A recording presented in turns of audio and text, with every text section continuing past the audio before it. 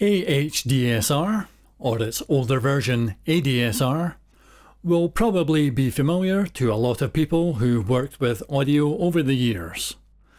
But the concept of this envelope generator is so fundamental and versatile that it's worthwhile for all users to understand the details of how this functions within Renoise and Redux.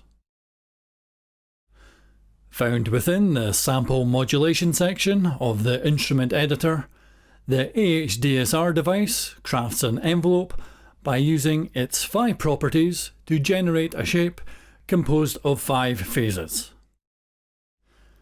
Attack determines how quickly the envelope rises up from the starting value of 0.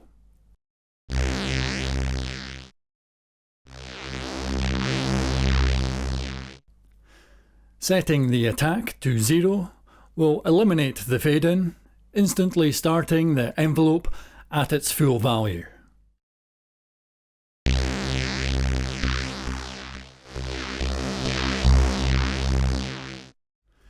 The next parameter will hold the envelope at this full value for this length of time before falling.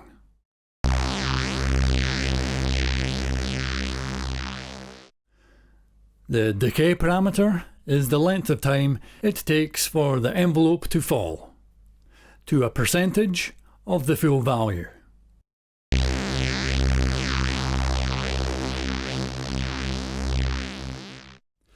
This percentage level is set by sustain, and the envelope will be sustained at this level until a note-off event releases it into the next phase.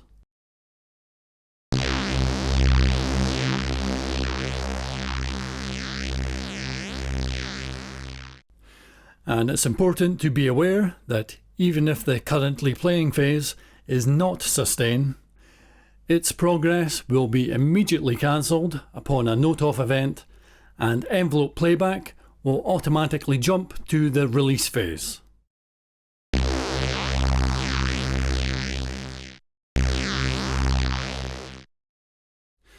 In this final phase, the envelope will begin to return to 0, with the release parameter determining how long that takes.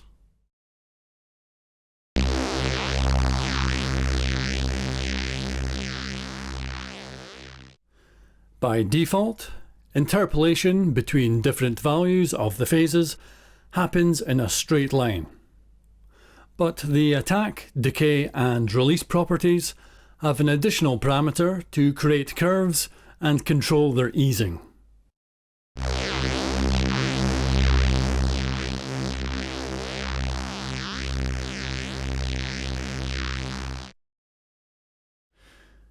You may be aware that the Exx Effect Command can be used to jump envelope, Ahdsr, fader and stepper devices to a playback position defined by the XX value.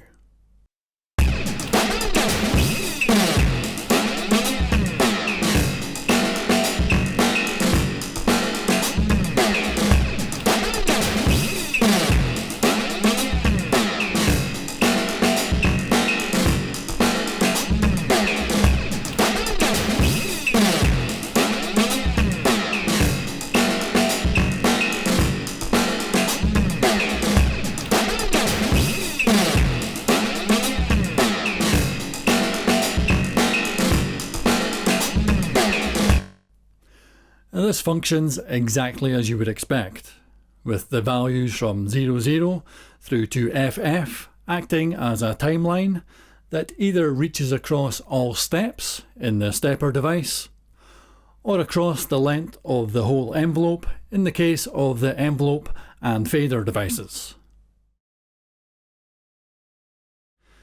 The exception to this is Ahdsr, which works slightly differently. It combines the total time of the attack, hold and decay phases and applies the 00 to FF timeline across that. The most common place to use Ahdsr is in a sample's volume domain, where it's an incredibly handy tool for approximating how a real instrument behaves over time.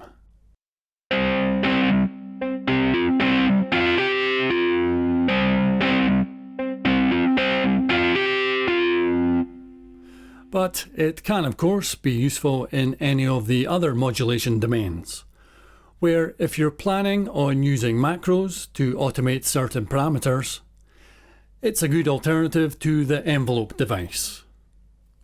Because unlike the points of an envelope, any of the AHDSR's parameters can be mapped to macros.